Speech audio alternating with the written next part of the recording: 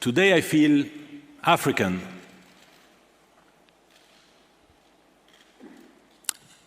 Today I feel gay.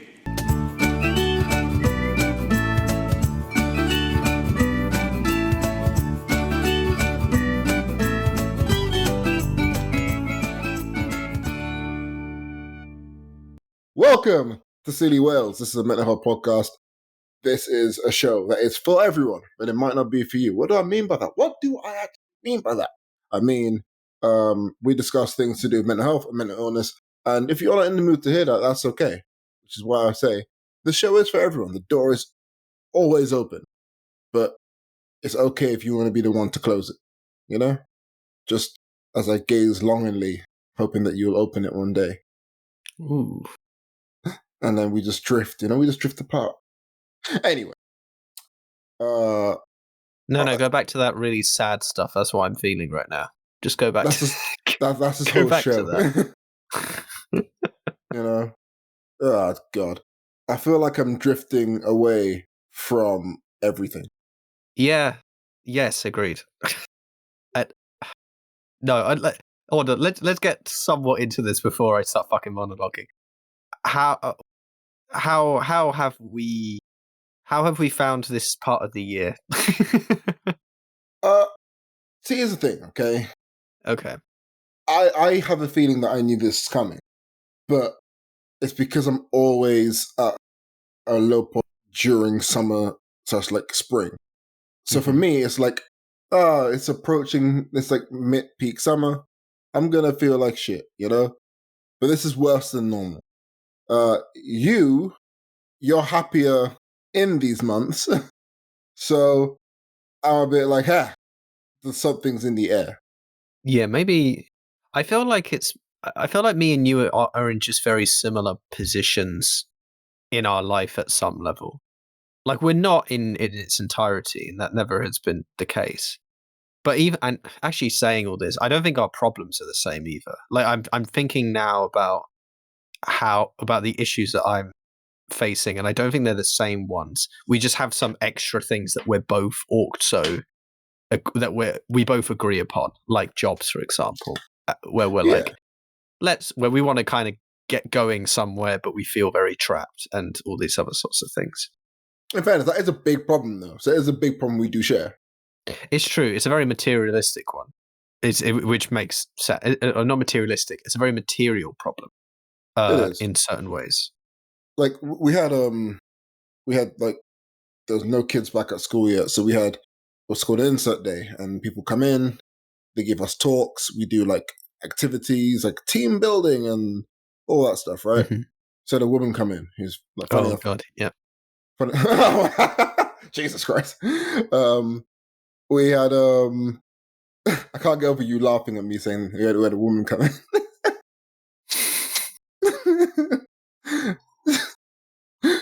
Just like the sarcastic sexism. I was like, I just caught me really off guard. I don't know why. Yeah, we had a woman come in, and she was like handing out these papers about how we feel in the workplace, and it's about resilience in the workplace. I was like, oh, okay, here we go. And then we had to like fill out what our values were and our strongest to weakest. So we had 6 different ones, and they were like emotional awareness and like positive attitude and mindset and self-care. So self-care was strongest for me, which is surprising in itself. But even in that, I had an issue. I was like, I can't get enough sleep, and I struggle to dedicate time solely for me. Mm-hmm. My weakest was feeling accomplished. So like the sense that what you do matters. I'm just like, wow, it's a long-running platform. It's a long-running position I've had where I go, I don't really matter. Like, I don't really matter to people or to anything. Yeah. Like, what I'm doing is very meaningless. That's like a long-running continuation of like, just, not feeling like I'm a part of something core. And it's like, well, yeah, like, I never feel like I'm a key player in a team, I feel like I am a supporting role, or I'm a fringe role, if that makes sense. Yes. And like, there's times where I could step up and be like a key player, and I never do it. I tell myself like, oh, we're not gonna do that. That's not for us to do. And it translates to like on the football pitch. I'm like, oh, because I made that run and I didn't get the ball then, I'm not gonna, like, even if I see the opportunity to make that same run and I will probably get the ball this time, I'm not gonna do it. Someone else can do it. So it's like, I don't know where, I'm gonna guess it's like a mixture of fear of failing to make the grade when you step up, but also like the idea of not knowing how to be the key player, you know? Mm-hmm. You know, how do you be the main guy? I was thinking that to myself. I was like watching, I can't remember which team it was. Um, Premier League this weekend. I can't remember which midfielder it was, and he was controlling the whole game, and everything went through him. And I was like, whoa, that's like transformative.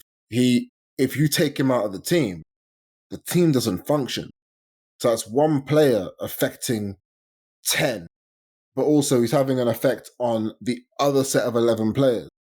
So you remove that one player from a game of 22 people and the game changes. Mm-hmm. Like, I can't even think about having that effect or that impact. Like, and that's crazy. Because there have been times where I've come on as a substitute.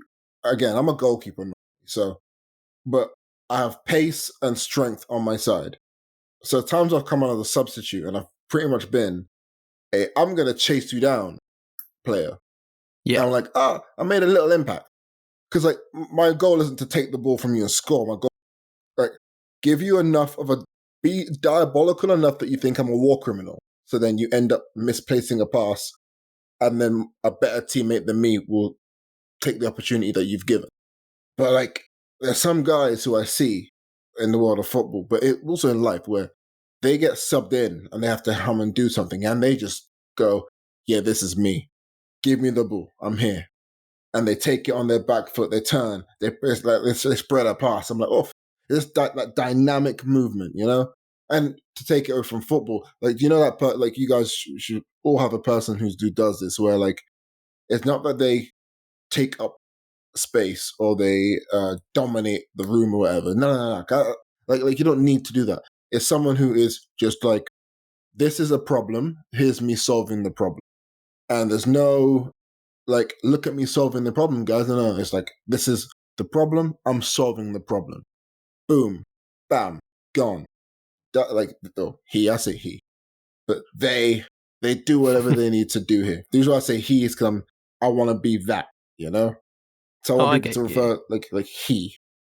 Preferably they'll say they if they're talking about me, but then I have to explain that to them. So then I'm expecting that they'll say he, you know. But yeah, like that's where I want to be. And there's flashes of it. There's moments of it, but it's not consistent enough. And I think to get there, you need a level of like mental health, like mental strength, I guess, that I haven't had in a while. So then, yeah, I don't know, man. It's interesting you say a lot of these things, because I do think that there's an element that I've been thinking about recently that's similar to these kinds of ideas. Again, I'm obviously going to probably be projecting on anything you say, because spoiler alert, I've not been feeling great recently. However, no, obviously not for you, Alex, but everyone else. But some of the things I've genuinely been thinking recently has been almost. Actually, I was going to ask this question when you were talking about not feeling that purpose or not feeling meaning. Was there something nihilistic about it with you, or was it more that you weren't nihilistic, but you just felt like you were getting the short end at the moment? Yes. I actually don't know. You know, I can't really like. Yeah, I don't know. I actually couldn't tell you if that makes sense. Mm-hmm. Like it feels like I don't know. Like it's one of those things where like, yeah, I don't know. I don't know whether it was nihilistic or whether it was more just I think for the first time on this show, I'm at like a point where I don't actually know how to define a feeling. Okay. I've just realized I've never had a moment like this where I'm like, someone shoot me. Like, I'm not. Like, Yeah. so yeah. I find that fantastic because that's literally how I feel all the time. I just constantly try to make definitions for it. Like I I regularly have no concept of it. But I think that's what I was asking that just because it was interesting the way you phrased it, and I was like, he doesn't necessarily sound nihilistic, but he doesn't also sound, you know, he doesn't immediately, because also you don't come across to me as a nihilistic individual, even though we have both, even though we've both been slash are depressed or whatever, and we both have had moments in the past of like extreme, again, nihilism not necessarily, but I mean like that extreme feeling of like, what's the fucking point? What is the point of this kind of thing? And the thing I grasp onto, at least, and again bringing this back to the original point I was trying to make, was I've recently been having these very strong, concentrated moments and points where I'm like, am I just wrong about everything? Like, I've very recently been thinking, and I genuinely don't know if some of my feelings about the world just feel wrong. And I mean that, and I'm trying to say this in a not nihilistic sounding way, because it's not me, because even though it's coming across that way, I think it's because it's just very tiring. And it's one of those problems. And the thing is, I think I've also experienced this in my life at multiple times where I'm struggling to feel the weight of my own mind's thoughts. I said, I guess the right way of saying it is the justifications my mind has come up for many things can no longer structurally hold up the weight and burden that life has on it. And beforehand, I used to be able to like kind of restructure or remake these things, like like kind, whether easily or just because it didn't take much energy, or whether I was ignorant enough that it made it easy for me to do so. Like it just wasn't that hard because there was just almost less pressure. But now I feel like more than ever there are cases where I'm like, there's certain aspects of me where I'm just like, I genuinely don't know in my own head whether some notion of my personality or some notion of how I want to get things done or how I want things to be, or even, to be perfectly honest, like empathy towards myself in a way, like a kind of the kind of self-serving, no, actually not self-serving, I suppose, because that is a bit of a weird way of describing it. I wouldn't want to describe self-serving as empathy, but the part of me that's about like giving a shit about myself is almost being rocked a bit in a very different way at its core.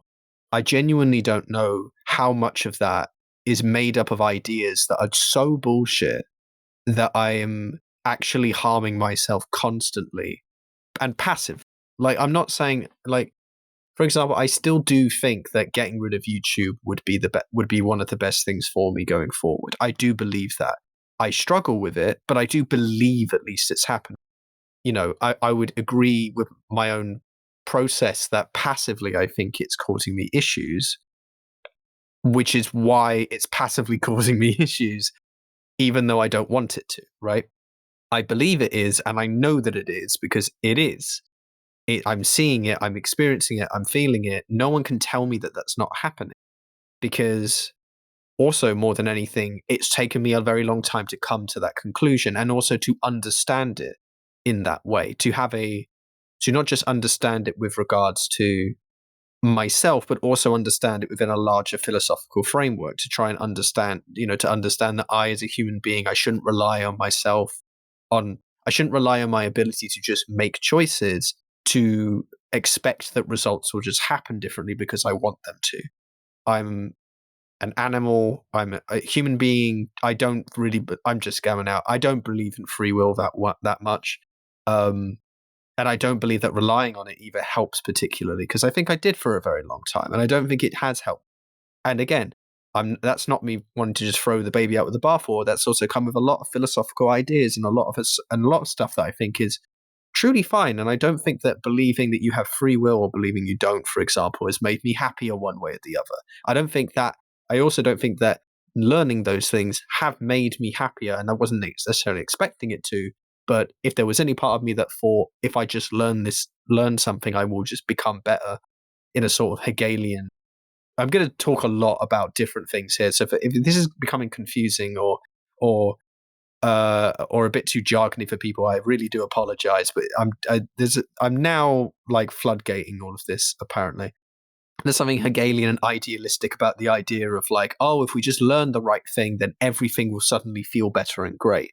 There's something almost like finding serenity or peace with that notion that I'm not quite sure I can quite get to yet. Right? Like I'm not saying that there is no that has no benefit. I'm just saying that like I don't think I'm there. I don't think that's the issue I'm having so much. I think there are other issues. But right back to that beginning of that statement, even though I'm happy to believe or still engage with that kind of with the idea that I have about that. But there are certain things about me, my passive existence and the way I feel about things in the past that I've maybe thought about for sure, but have never quite understood how to make sense of. And now I'm starting to break that down in a way that's, I think, it's not causing me harm at all. It's causing me it's causing me to have to go through a sort of weird metamorphosis of thought and a metamorphosis of energy. Like, you can tell me how you feel about what I'm about to say, because I genuinely don't know how stupid this is, or whether this is incredibly wise, or this is like baby steps, and it's taken me a long time to get to it. So, here, if I've had chats with you on many occasions about identity. We have spoken about this on many occasions. Not as much on the podcast, I think, but we have in real life spoken a lot about it. And I've always had issues with identity. I still have issues with identity. I truly don't even understand what identity means, really, beyond kind of talking about cause and effect, which is, again, going back to like determinism and go away from free will, which I still believe with this thing that I'm about to say, it's still true. But anyway, I don't think that changes in any way. But there was something that occurred to me very, very recently that has shaken me is really not the right way of saying it. It's more like there's a part of me that's going, if this is true, how the fuck have I been so genuinely naive to all of it? Which is that I think, and I do have a potential reason, I think that I grew up and felt that who I am, and more importantly, like the feelings of who I would, the feeling of myself as a person and so on, the actions I partake in and so on, would come naturally to me, would feel natural. Like I live in a very natural way in that sense of, I experience things, and therefore after experiencing them, I, react in the way that you'd expect. And I think I've talked about this before with the idea of like, wanting to live in a way that is active as opposed to passive. You don't want to, it would be better to live in a way in which you felt in control rather than the world just happening at you and happening to you. And then then it kind of like struck me, what if I follow that logic to its conclusion, or if I kind of take that a step further and I think to myself, so the implication almost becomes now that I realize that living, like having your personality or having a personality almost in that way that we think of it is a constant state of war. It's a constant state of it's essentially much like many things. It's a struggle for existence. It's a struggle for some sort of thing to exist that otherwise doesn't. The idea that like if I'm having any sort of control, I have to actively make some sort of gesture towards something, and that is in conflict in many ways with what the world is going to be throwing at me. I was literally thinking about this because, having failed recently with YouTube, with not watching YouTube, to be clear, for those who aren't aware of what I'm referring to, I did watch some people, but I did see some good stuff. Again, YouTube is not a thing I think it's innately bad. I'm not going to continue with that. It's just I like eventually we'll reach the number of episodes where I will never ever refer to this again, like in my old sense of why. It's just I need to now. Because we did it last episode and I realized it was probably necessary. But the thing is that I remember when I was watching them and I was thinking to myself, like, you know, whether I was listening to the jokes they were making or I was listening to the way they were with each other and stuff, and it just started and there was just this weird thing which I started to build up, which was these people don't make sense in my head, as far as they seem like they are in such a good way compared to me. But even if I had whatever they had, I also know I couldn't deal with the things they're dealing with. Or a better way of saying it is, I don't think that my personality would be able to survive the issues they are dealing with and have had to deal with as I am now. And I know that they've obviously got support to bring them up, but that's not a net zero situation. Does that make sense?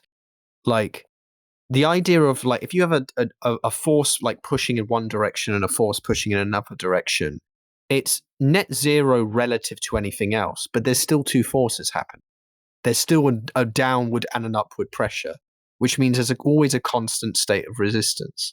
There's always a clash. There's always a point of, there's always a, I'm trying to think of a really nice synonym, but I can't right now. So if you can think of a really good one, please do for me. But there's this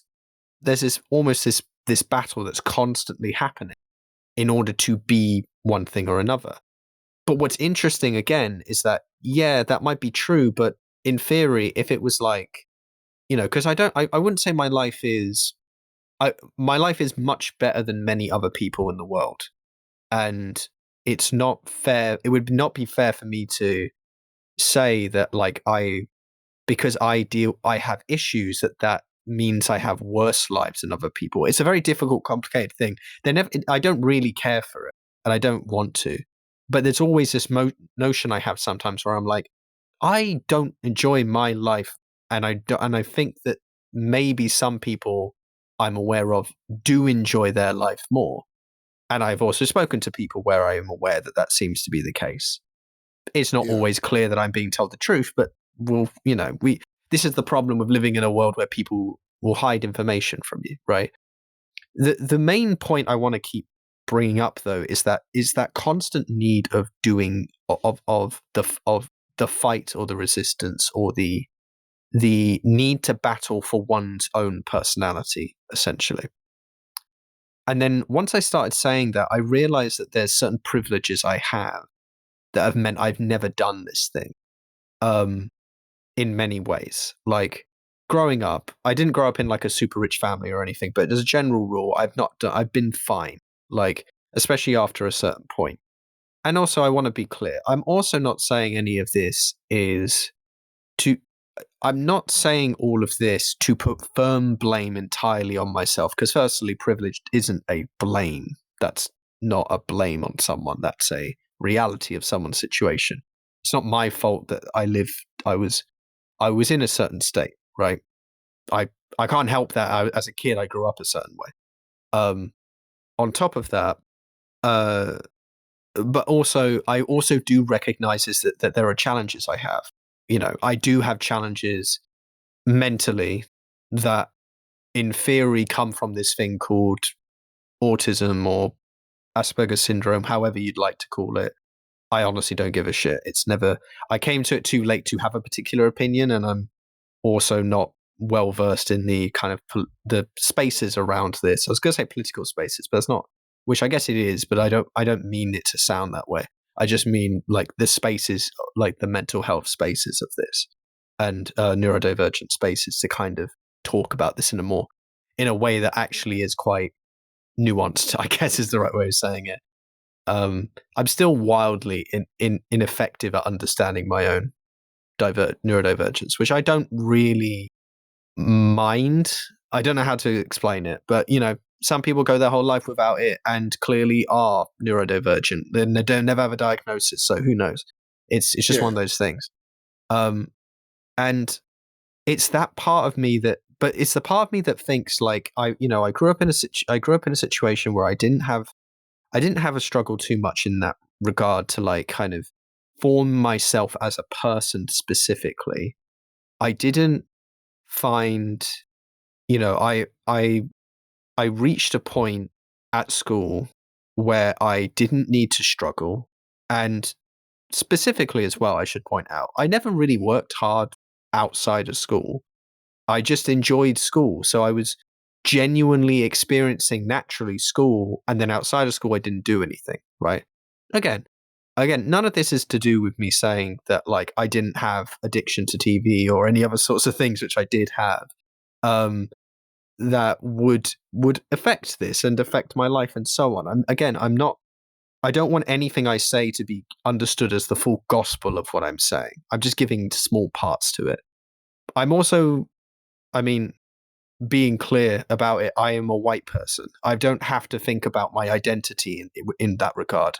I've also grew up feeling male and specifically as a man, even though I was never a man, but we get the idea. I never had to really think about myself in that way.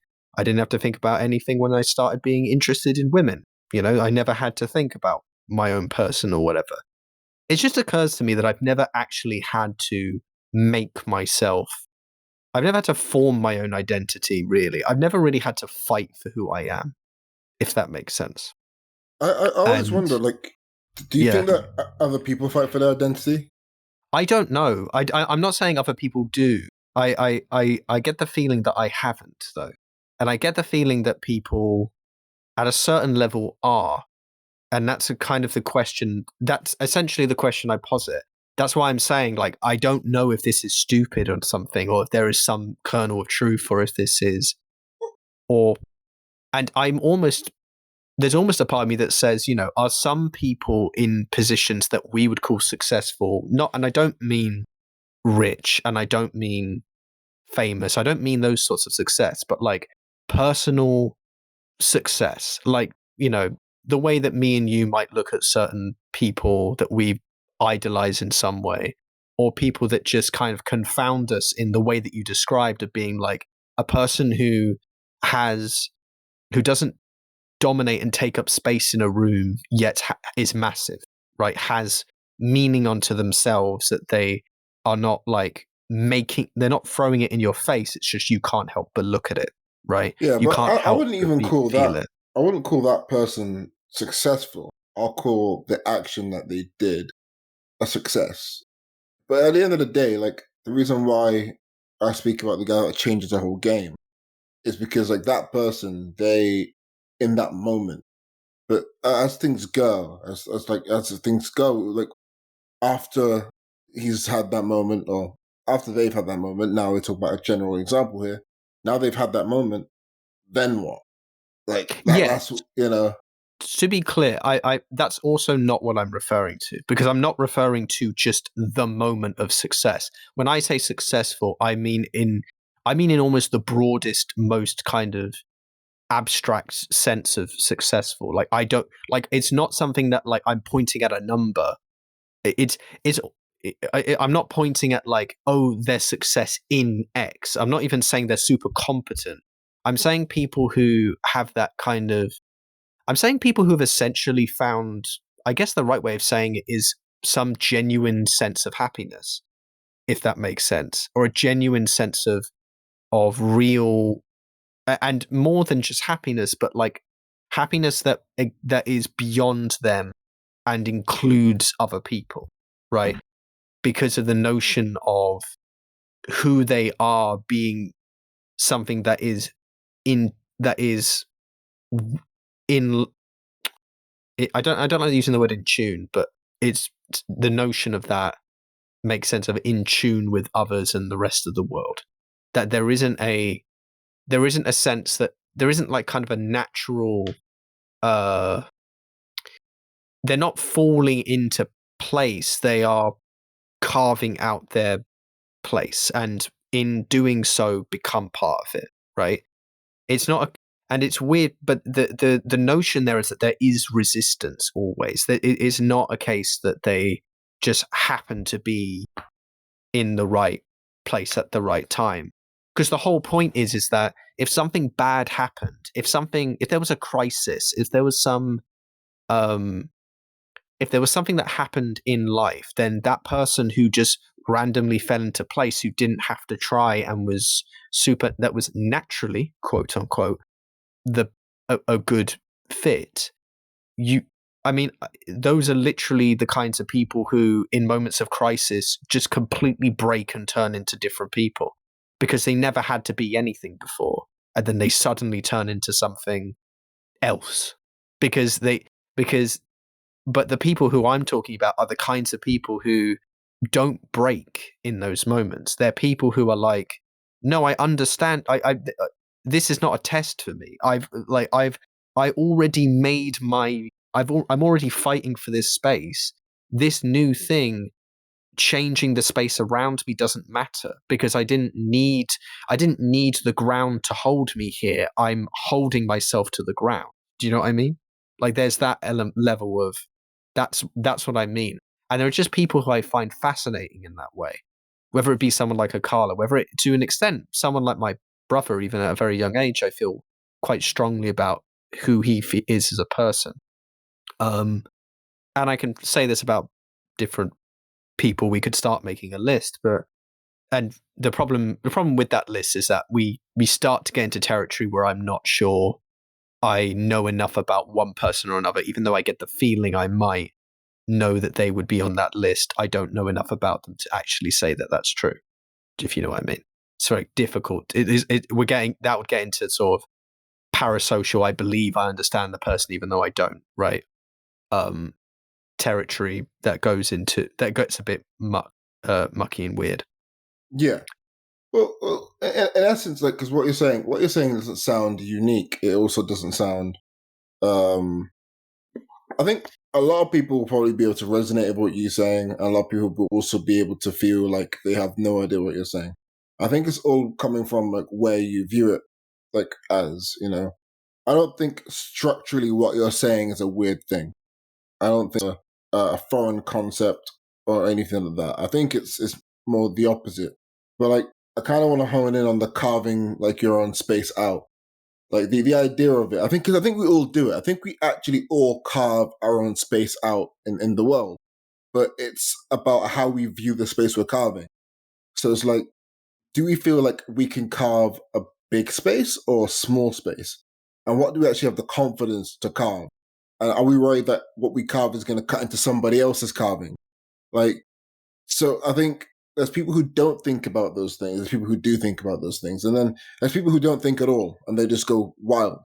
And there's people who's in between all of them. Like, I think I'm very much in between all of them, where I don't really care, I do care, I half care, half don't care. And it's like, it's very difficult to actually pinpoint what you're actually trying to carve. So, and it's a part of it, like the nihilistic nature. That like, if you're not a part of something and you're not with something, you don't believe in something, sometimes you have a tendency to just destroy some things, you know? Mm-hmm. And it's not like it's and like the idea of it is a bad thing. It's not always a bad thing. It's not always a bad thing to look at a structure and to look at a system and go, I want to burn it down. So that also builds towards like who you are as a person. You might look at a part of your life and go, I want to burn this all down. Like I want to do something completely different. And it could be something as simple as you're sat and you're at a job you don't like, and you see a structure in place where you wake up every day, you do the same thing, you speak to the same people, you get the same overground at the same time. You know, your idea of a thrill is when you get a line bike down a hill. You know, that there's, and you just go, this is a structure. I don't believe in anything that I'm doing. There's no meaning behind anything, but I'm burning it all down. I'm burning it all down. I'm moving to Bali and I'm going to start spearfishing. You know, like that it can be as small or as big as you want it to be. That's how I view it. So I don't believe it's a super foreign concept. None of it, actually. But I believe that the way you've expressed it might be fairly different. And maybe people don't see it from that viewpoint or that idea. I also feel like the word carve is messing what I mean up as well, because I think that carve is insinuating forming out of the environment. Like, how do I say this? Like forming out of the environment something, right? It doesn't But have to be. well, I'm saying that that's an association I have with it, like the idea of digging, right? It's how I Yeah. feel about it, or the idea of carving a statue out of stone, right? Which, don't get me wrong, I can understand someone's appreciation of like becoming of a personality or something being about carving out of stone or whatever. But I'm not even really saying that. I'm not like saying chipping away to make a defined notion of something like that. It's more amorphous and more bizarre than that, and that's where I think I'm losing it. But the thought to me of the thought to me of someone who is actively trying to, essentially, the person who is always at war within, like, to make sure that the personality they have is something that is active, is one who, well, I mean, beyond just the practice of that, the ease at which that will eventually come to you, so much that it feels natural, but at least some, or passive. But the person who never stops doing that, and to be clear, that's a very difficult thing to even describe, because you can't describe yourself as finding like describing yourself as making yourself is kind of a problem. It's already a problem that you can see, like, because how do you determine that? How do you do that? What's the mechanics by which, like, a person can just be a thing? Like, the way that you do it, the way you would is by reacting to very specific things in a specific way. Like, that's really what I mean, right? In terms of, you build up a list of, in your own head almost, or within your natural state of being, of how you want to act. There's loads of media that we have both watched where a person who talks about living a lie, or a person who talks about, and lots of stuff about people in Hollywood, for example, or like within the idea of film and being actors, of like, very obviously this is like a big thing of films or whatever, but the idea of like, yeah, I'm a person who, the show must go on kind of style idea, where it's like, I push other things to the side, I just force myself to react to something in a way that is blank. And I'm not saying that is necessarily good. If the topic of this podcast is about mental health, then I think we know of many, many examples of where that's not a good thing, right? So it's not me trying to boil down this idea that I'm having, where I'm fundamentally like, where this feeling that something would be natural to me and that I'm just being myself, quote unquote, and struggling to make sense of that in a world in which I see things needing to be created and to be formed in order to actually be something worthwhile. And also that natural things, it's a fallacy to say that natural things are naturally good things. I don't believe that to be true. So where is the line? Or what's the it would be fair to say it's going to be complicated, and I'm not pretending it isn't. It's just one of those things that's really scratching, like itching me at the moment. And it's not, and it's, unfortunately, it's just the reality of someone who is not felt good recently and is not knowing how to deal with that outside of introspection, because introspection is the way that I am able to stop those bad feelings from spiraling into total negativity. No, Kez, go away. And that kind of, the basis for that is just difficult for me to comprehend, because it occurs to me that I don't know to what extent I have really, like you said, like, I think we all carve all the time, or that we are always carving our place in the world. I don't know if you can actually, I don't know if I can agree with it. I genuinely don't know if I can, because while that comes down, like I guess it depends what we both mean by that notion philosophically and just semantically. Like, what do I mean when I say forming oneself in that way, and what do you mean when you say that? Where it's when or when we're talking about carving into the world, our place in the world. By acting, I am carving my place in the world, even if it's very, very passive. Inaction is still action, but do we argue that I'm actively trying to do anything? Well, I'm not actively trying to do anything. So there's an agreement I would have with you, if this is where we were going with it, that you are saying, well, we are having an impact and we are being a person, we are doing something. That I don't disagree with. But I think it occurs to me that what you're describing is the more true objective notion of what's actually happening. Whereas I'm almost trying to describe that I don't have an identity, not really, while I'm being that passive. Essentially, that's not an identity, or that's not a personality. That's a blank robot. That's a biological machine of nothingness. That's a thing running on pure instinct, which ultimately is not how I would describe a human being of, I don't know if this is harsh or not, but this is just what initially occurred to me to say. So I don't know whether to say it or not. But it almost comes to me as, it doesn't really give me the feeling of a person with substance, of a human being with substance to them, which I realize is me saying that of myself. That's a personal take as much as all of this is a personal take, headline, subtitle, all of that. But what I mean is that that's a personal take of myself just as much as it's a personal take of a notion of people. And that means that I don't, and this all comes down, I feel like so much of this comes down to my lack of knowledge. Like, so much of this comes down to the fact that I do not know. And I want people to talk to me about this. I almost want to try and understand how people are. But again, I also know that I've spoken to people, and lots of people either don't, like, have no idea, or lots of people. And when I say no idea, is then I mean they don't ever think about it. So they listen to me and they're like, I'm not willing to go philosophically in this direction at all, because it's just not something I've ever pondered, and I have no interest in pondering it, which is fine. Not saying they have to, just that's not satisfying. Or people will say, oh, it has come naturally to me, which again doesn't fill me with much hope, because it still feels like, okay, so if you're an example of someone who is naturally felt into a position where they feel like things are going well, then in my mind, now you're someone who eventually will at some point be challenged, and that challenge will just spiral you out of control.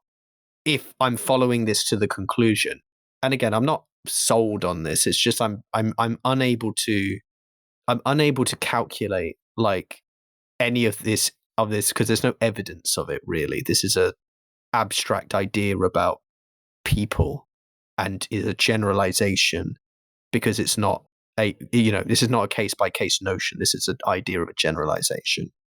But I'm just struggling to I'm almost struggling to format what I'm even saying. So it's very clear that I don't know what I'm talking about. But there's a feeling there that I want to get across, and I don't know if anyone else knows what I mean by that. Oops. Yeah, I don't like. I think it's well, I think this discussion in general kind of highlights the beauty of not only the show but conversations in general, because there is no end point to this. It's one of those things where it's very open ended, and it's a lot of it's down to interpretation and to just what you want to see in the world and how you want to impact and how you want to. All of this comes down to your own perception of what things should be, rather than I don't know, where there's no standard bearing, there's no like seal of approval stick to get. So it's like it's never like no one's ever got the exact same outlook on things either, which I always find a funny thing when oh yeah, like I met this girl and she views life the exact same the way I do. It's like she doesn't, and you don't either, because I think we all view life in a very unique way. We may follow trends. We may follow like phases. We might follow very similar people. But I think as it comes down to it, and I think you see this most in like moral dilemmas, how people react to certain things. Like a very interesting thing is like who's caught up in politics and who isn't. And the people who choose to be like, I'm not dealing with this, I'm not paying attention to it, and people who chose to be fairly like delving deep into it. And it's really funny because the people who I thought would be like balls deep effectively into this are the ones who are hiding away because their values and their well, the way that they view life is different to the way somebody else might view it, who I know, or myself even. And it's like, that's where there's a divergence. That's where there's a difference. So it's like, or even who you sympathize with is another one. Like, Right. I think about the protest, the far right riots happened recently. And a lot of things I've been hearing is people saying that they've not been listened to. And I always think to myself, the people who are here say that is people who are sympathizing with them. It's like, I know it's wrong, but they've just not been listened to. I'm thinking, cool. How did you reach that point where you're like I thought we think similarly about life. So how are you finding sympathy in that? And you start to but there's divergence. That's where like our lives aren't lived similarly. So and then it kind of peels its way back. But then those are very situational based. You still don't know how that person actually feels about life itself, which I think is just a very difficult conversation. Mm. So yeah, I don't know. I feel like we're like philosophy bros right now. I genuinely do feel, and yeah, I mean, this is about to be very philosophy, bro. I really wish that this was the, how do I say this? I really wish that people were more I wish I could talk to more people who I think would actually have an informed opinion on something. Like, Yeah, do you know what I mean? Like, and I'm not saying I'm great at that, but I don't think but I can't almost blame my life for that, considering how many people around me haven't. Like, if we lived in a world where we had that level of informed ideas about things, or at least had people kind of think on things such that they could form opinions about, about these ideas, then I feel like we would have I feel like we would be so much further ahead in terms of the ideas we could come up with to explain things, or that we would at least agree that we've reached a point of meaningful of meaning in which we can agree, like, yeah, this is working. Like, we can understand collectively and agree collectively at some level that even if we do disagree about things, that we have reached a kind of uh, uh, I forget what the word is, but it begins with a C. It basically means a compromise. When you a compromise about how we should view things and experience things. And the reality is that I know that people have opinions all the time. So technically, this is happening. I'm just saying I yeah, wish that it was a more informed thing. I just wish that people actually were informed. yeah. Like, Because I guess a lot of conversations feel like they have to end with somebody winning the conversation, having the upper hand in the conversation, rather than being a like coming together, or it's a compromise of like ideas and being, hey, we're both cool. We're both doing something cool here. yeah, we each disagree with each other, but I can see you're trying. Like, even, and I'm trying. So therefore, this is a good thing that was happening. And I've had those conversations with people in my life. But there are, and I just wish that, like, right now, with the way that I feel, I wish I could go up to someone, chat to them, and be like, hey, um, can you help me with this, or do you have any way of, like, with the notion seemingly you have an idea about how you feel, or you haven't, or seemingly I'm almost talking about you, would you mind being able to explain to me what it is I might be missing, or or whatever? Because I would love if other people would ponder. I mean, I guess it's just I'm asking for people to do what I do, but I'm asking. I wish that people would ponder on these kinds of things in the way that I wish I could. Like, it's not just a case of because I ponder. Like I ponder on things, but there's things I can't ponder on properly because I don't have that. I can't, like when I'm self-introspective, there are times where I'm being self-introspective because I'm trying to understand something completely unbeknownst to me. And I'm going, why is that? Do I not understand this? And then the other one is, oh, there's this thing. Can I try and figure out why? Like, as in, there's a why, and then there's a how that's almost happening. Like, but it's a how is it possible to think X given how I think, and then it's why is it that I think X given how I think? Like, and those are two totally different ideas. And some people can think about things, and I feel like I'm completely absent from some of that. And, for whatever reason that may be, environmental or natural, I don't care. Like nature or nurture, I don't care. Like it's just the fact that I can't means I wish that when I spoke to people, it just means I wish I could speak to people and see that. Like the fact that I'm like, the things I've been looking at recently to try and get me out of the funk was literally looking at like science, mathematics, stuff that genuinely is like the most divine thing that human beings have ever done, right? The kinds of, well, and maybe not there are lots of things that are divine that human beings do, in my opinion, but like I find these to be some of the most incredible things that humans have been able to achieve, right? And I love to listen to people who are informed talk about these things. It's one of the most amazing things in the world, because you know what's so great about people talking about scientific stuff, for example, when they're all being really informed about what they're talking about, is that the story fits. like like like when they talk about one thing, it fits to another thing, which fits to another thing, which fits to another thing, and it fits very well and is testable and validable and validate, and you can validate it and demonstrably show that it happens repetitively and doesn't not happen and so on. And when it doesn't, then you look back and you change the story to fit what the new model shows and blah blah blah. The fact that it doesn't feel, it's not hypocritical, in a, of course I do mean this in an informed and nuanced sense, because there are definitely times in quote unquote science where people have, for political reasons, made up bullshit.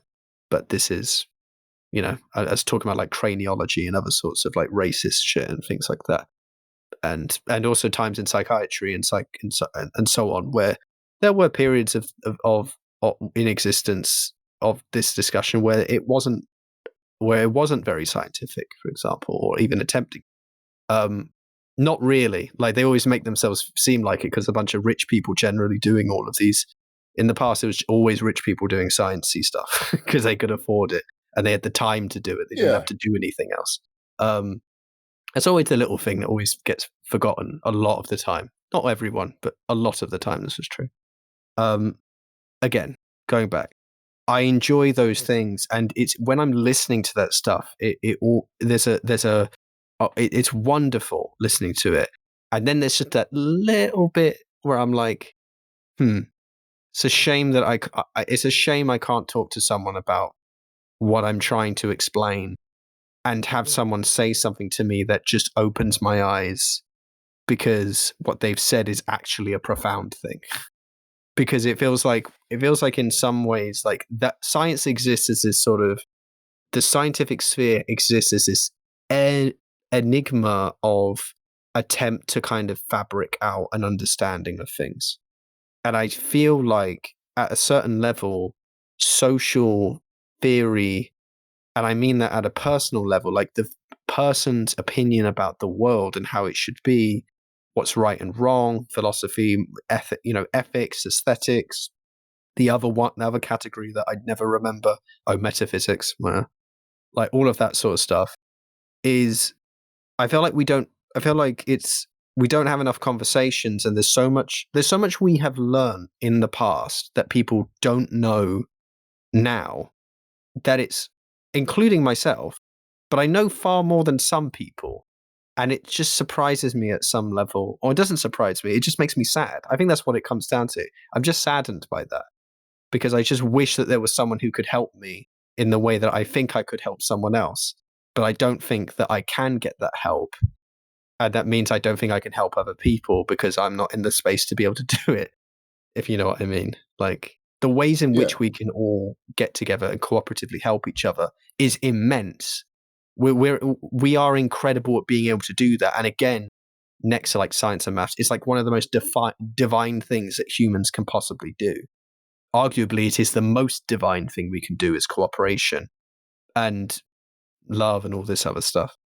But I don't know.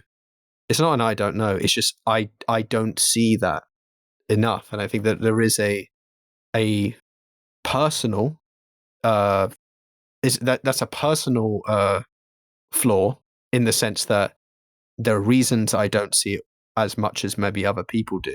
I'm not pretending it doesn't exist, but I'm sad it doesn't exist more, and I'm sad that it's not.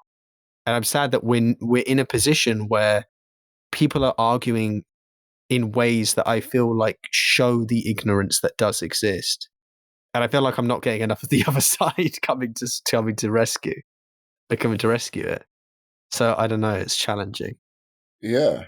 Like, I don't know. I think maybe it's down to, yeah, you know, it's gonna be that episode where I don't really have like anything concrete to offer. I think because of how there's in terms of response to what you're saying, not in general, just because it all makes a version of sense.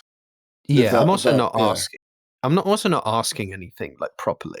I'm Yeah, I know. stating But I'm like that's what I whining mean. Like that's what I essentially. mean. Like I don't really have anything to offer in return because of how broad it is and how like it's impossible to kind of narrow it down in a way.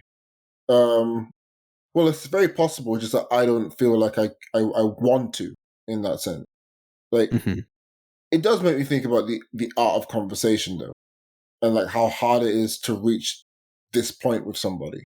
Like the things that we're discussing seems very. It seems like these aren't conversations you have with your mates after playing football. You know, because we were talking about this the other day, like on our late night phone call about, because we've been discussing about the future of the show and all that stuff. So advertising has come up a lot because, you know, money. And even though we're quite far away from it, or maybe we're not as far as we seem, those discussions come up because they will be relevant at some point. So it's like how we go about with advertising. What's the right way to do it? Is there a right way to do it? And like Joe has an idea, I have an idea, and in reality, we both want the exact same thing. We just want to take a different route to get there. But even on that route to get there, it's going to be pretty much the exact same way. And all the time, it just comes back down to what step do you want to take? The step to the left, the step to the right, the step to the far left, the step to the far right. And I don't mean political, I mean literally in direction. So it's like, this episode of Silly Words is brought to you by UKIP. Like, you know, but things like that, you know, because at the core of it, it's like when brands, we've all seen brands approach like content creators, YouTubers, and other podcasts, and they're brands that are unethical and don't really preserve the sanctity of life for the people who help them produce the products in which they're selling. Mhm. And things like that, and you know, my viewpoint, and as is Joe's. Feel free to correct me if I'm wrong, and you're actually a genocidal maniac, Joe. Those companies aren't in our mind to say yes to, you know, which is why which is why a better help will probably never be able to work with us. Depends on how much money, but you know. I can't with better help, so which is funny. I agree with you though. Sorry, to be clear. Yeah, I agree. like it's really funny that the main mental health platform that is used by people and like chill by everybody, we can never be sponsored by. like, Mm. what's the point? Like, what's the point of your show? To create like an accessible way for people to talk about them, like mental health struggles and things like that, and just to encourage mental health discussions, but also like as a diary for ourselves. So in 10 years, somebody can look back on this, or Jesus Christ, one of our kids can look back at it and go, "Hey, yeah, our parents were dumb. Like, you know, Yeah. the show can fit multiple reasons, but BetterHelp can never be a sponsor just because of what they are and what they actually believe in and the reason why it was conceived in the first place. Like, that's a really funny feeling for me. And that might end up rubbing off into other like brands as well. And there have been actually like easily available offers for sponsors even at this low level of our podcast. But Sure. Yeah. like we could like do you know of like NFT style advertising that like I've been offered via Reddit messages? It's crazy. It's absolutely crazy. Oh, like here's this match 3 game and you can win NFTs. I'm like, are we in 2022? Like, still. Like the amount of like crypto bros who like, hey, join our thing and we'll give you this amount of our coin. I'm like, Jesus. So yeah, we could sell our souls very quickly here. But it doesn't feel like that is where the show should go. It doesn't feel like that's where my heart really wants to go. Maybe Joe is like a crypto bro in disguise. Who knows? But like, it doesn't feel like it doesn't feel like it fulfills the purpose that this show or us as individuals or us as a collective have in mind. You know? Yeah. No, unfortunately, my experience of life has told me that the point of doing those things is utter bullshit, and we should try to do better than that. So I this just mean, episode, I just mean about crypto in general. By the way, I'm not, I'm not. I don't want to come across as the person who just like is outright saying like no because I understand it. And yes, I do understand it. I understand the point of it and how it works. I even understand actual ways in which it could be useful. I just know that that's not what people are doing, and yeah. and the point of why people would tell you to invest in it, beyond the fact that they're telling you to invest in it for their own purposes, is the fact that investing is purely for the purposes, in this case, of just making money back. It's got nothing to do with actually making anything better. And to me, that's such a useless use of energy in life. And I just think that the fact that so many people are interested in just that and that alone is equivalent to a disease. It's a disease that humanity has. Like it's a poison, in my Well, opinion. it's not a disease. It's called gambling addiction. Like people who are interested in crypto for like the idea of coins and things like that. It's a gambling addiction. You are paying, and you're like, here's the thing: there's guys who can game a system. To be clear, I was also expanding that beyond cryptocurrency for a second, because I was just talking about the idea of how much of the desire for making money and profit. But I'm not gonna. I won't disagree with what you're saying right now. Yeah. I just wanted to make that clear. Like the idea of it all. What you're doing, like you can game the system. That's not an addiction.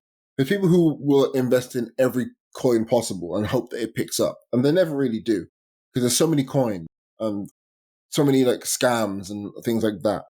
And it's actually crazy how scary the world of cryptocurrency is as well. But also, as you said, like expanding it out further, just there's a lot of things in the world where they have purpose in them, but we'd never see the good purpose. Like I think that cryptocurrency can be a great thing, but as long as there's people around who want to game a system, and as long as there's not a need for it mainstream, then it will always be like a dark horse. Like I own cryptocurrency in like Bitcoin and like Ethereum, and when it rose up the other day, I cashed out and got like £200. It was great, but like I've never seen it as a necessity. Nor have I ever seen it as like a realistic way to make money from it. There's people who I know who has dumped their whole like life savings into it, and it's like wow. And you start thinking about risk and reward, and you start thinking about the sunken cost fallacy, and that's a whole other topic in itself. But like relating back to the show, I'm like wow, I can't imagine pushing like a Coinbase platform. Like if Coinbase is like, hey, Yeah, God no. like you know, And they're a perfectly legitimate company. I have a Coinbase account, but I can't see myself willingly wanting to push that. Even though I use it and I trust it, I can't see myself wanting to actually push it. You know? Yeah, I have to admit, this is also, I mean, this is getting maybe outside of what we want to talk about, but I did want to say, I think this is almost why I struggle with the idea of advertising in general in relation to this, in relation to this podcast. I think that's almost it. I almost can't even, maybe there does exist some way that I would be okay with it, comfortable with it. Like maybe through, if there was someone else who I really enjoyed and had a relationship with, and we cooperated with mutual advertising, I guess, like that form of advertising, Yeah, not you like know. a like for a like kind of thing, but you get the idea, like something like Well, that I could imagine. But for example, like this is me literally making stuff out of thin air. Like it's something with Critical Role is out and it's available to buy, and like you work with them on a project, like a collaboration video of some sort. You know, Mhm. like hey, it's Joe from Silly Wales. I'm not gonna be there because I'm shit. But like you know, like like that, and like hey, we're releasing this like I don't know card pack and stuff, and we're gonna play a one a two shot. I don't help me, but like Wow, you know something like wow, that. wow. Okay, You you know. started with card backpack, which was a really not the right area to go in, but you did say one shot and two shot, which I guess which are kind of D&D things. So yes, There we go. Like, so and then you did you get open the there. Yu-Gi-Oh cards. You open the Yu-Gi-Oh cards, and it's great. Yeah, Like, yeah. oh dear. But like, something like that. Something like that, okay? Where like Uh-huh. there's a mutual benefit because one, you actually like this thing. Two, you actually use this thing. Three, you actually care about like the people who you're working with advertising. Yeah, it begins to fall into the kind of, so we have to well, not only would that we have to do that, but that almost becomes social media pointing at itself, or not just social media, but like media pointing at itself kind of thing. I get what you mean, and I'm not against it. I'm not against the idea, for example, of what one of us turns up on another podcast, for example, because they listened to us and they were like, "Hey, we like you guys," or whatever. Oh We yeah, think that's one of gonna happen for sure. like that could that could indeed happen, right? I could imagine. It's already happening. Like, I'm again, it's not one of those like, and but it's just a case of like, it's more how capitalist can we go without corrupting ourselves? Like, and also what I genuinely, I mean, this is another thing. I don't know what I'm personally comfortable with in general as far as that goes.